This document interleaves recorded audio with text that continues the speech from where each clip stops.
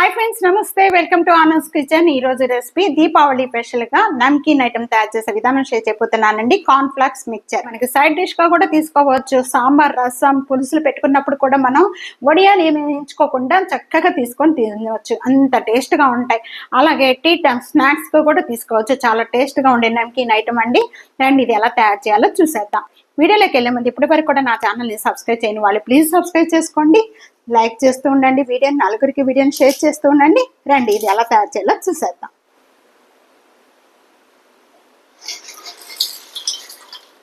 Hi friends, cornflakes mixture తయారు చేసుకోవడానికి ముందుగా కార్న్స్ అనేది నేను ఇక్కడ ఒక బౌల్ తో తీసుకున్నానండి. చూస్తున్నారు కదా, ఇవి ఇలా ఉంటాయండి. మార్కెట్ లో మనకి ఈజీగా దొరుకుతాయి, చాలా బాగుంటాయండి. పులుసులు, సాంబార్లు, రసం ఇలాంటివి పెట్టుకున్నప్పుడు సైడ్ డిష్ గా కూడా అప్పడాల్లాగా వేయించుకొని తీసుకుంటే చాలా టేస్ట్ గా ఉంటాయి. వీటితో నేను ఈ రోజు మిక్చర్ తయారు చేసే విధానం చూపించబోతున్నాను. మసాలా తయారు చేసుకోవడానికి 1 టేబుల్ స్పూన్ షుగర్ యాడ్ చేస్తున్నాను. టేస్టీగా సరిపడా సాల్ట్ ఇక్కడ నేను 1 టేబుల్ స్పూన్ యాడ్ చేస్తున్నాను.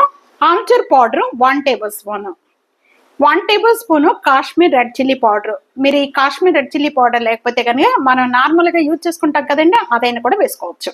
ఒక్కసారి ఇలాగ తిప్పుకుంటే చాలండి. ఎందుకంటే మామూలుగా మిక్సీ చేసుకోకుండా మామూలుగా పౌడర్ గా అన్ని కూడా కలిపేసి వేసుకోవచ్చు. కానీ ఇలా మిక్సీ చేసి వేసుకోవడం వల్ల అన్ని కూడా మసాలాలు బాగా కలిసి చాలా టేస్ట్ గా ఉంటుంది.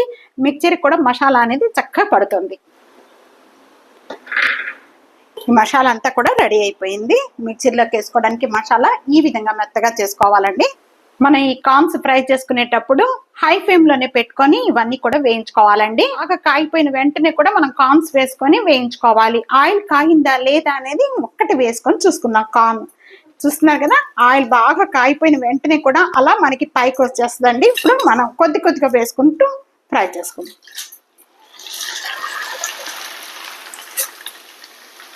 ఈ విధంగా వేగిపోతాయండి. అలా వేగిపోయిన వెంటనే కూడా ఇంకా మనం తీసేసుకుందాము. ఇంకా కలర్ చేంజ్ అయిపోతుంది. లేకపోతే ఇలా వేసేసిన వెంటనే కూడా మనం ఇలాగ స్టీనర్ తీసుకోండి, ఒక స్టీనర్ లో వేసేసుకుందాము. ఇలా వేసుకోవడం వల్ల మనకి ఏమవుతుందంటే ఎక్సెస్ ఆయిల్ అంతా కూడా మనకి సపరేట్ అయిపోతుంది. ఆయిల్ కూడా ఎక్కువగా పీల్ అవ్వదు. ఇలా బాగా ఆయిల్ కాగిన వెంటనే వేసుకోవాలి. అది కూడా హై ఫ్లేమ్ లోనే పెట్టుకోవాలండి. రెండో వాయనం కూడా అలాగే వేసుకుందాం. కొద్ది కొద్దిగా మనం ప్యాన్ లో ఎన్ని పడతాయో అంతవరకే.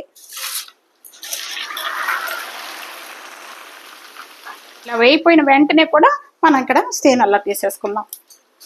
ఈ విధంగానే వేయించేసుకోవాలి అన్ని కూడా.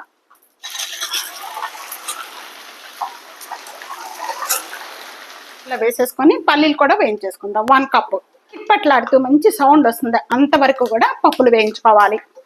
ఇలా వేయిపోయిన వెంటనే కూడా మనం ఒక ట్రేలోకి యాడ్ చేసేస్తున్నాను. వెండి కొబ్బరి ముక్కలు సన్నగా కట్ చేసేసి ఇలా వేయించేసుకుందాం. గోల్డెన్ కలర్ వచ్చేంత వరకు కూడా వేయించేసుకోవాలి. పుట్నాల శనగపప్పు 1 కప్పు ఇలాగ మనం స్టీనర్లో వేసేసుకొని వేయించేసుకుందాము. సో ఇవి టైం ఎక్కువ పట్టదండి. అలా వేసేసిన వెంటనే తీసేసేయాలి, వేయించుకొని అవసరంలా. కరివేపాకు ఇలా వేయించుకుంటే చాలు, బాగా వేగిన అవసరం లేదు. కరివేపాకు కూడా ఈ విధంగా వేయించుకున్న కరివేపాకు అన్నింటి కూడా మొత్తం కూడా మనం ఇక్కడ వేసేసుకుంటాం. ఇప్పుడు ఈ మసాలాలన్నీ కలుపుకోవాలి కదండి, చక్కగా బాగా కలుస్తాయి అనమాట. పెద్ద బౌల్లోకి యాడ్ చేసుకుంటే కొబ్బరి ముక్కలు, కరివేపాకు, పల్లీలు ఇవన్నీ వేయించుకున్నవన్నీ కూడా దీంట్లోనే యాడ్ చేసేస్తున్నాను. ఈ మసాలా పౌడర్ కూడా వీటితో పాటు ఈ విధంగా వేడిగా ఉండంగానే ఇదంతా కూడా ఈ విధంగా యాడ్ చేసేసుకోవాలి. వేడిగా ఉండంగానే యాడ్ చేసేసుకోవడం వల్ల మనకేంటంటే ఈ మసాలా అంతా కూడా ఈ కార్న్స్ అనేది బాగా పడుతుందండి. ఇలా కలుపుకోవాలి.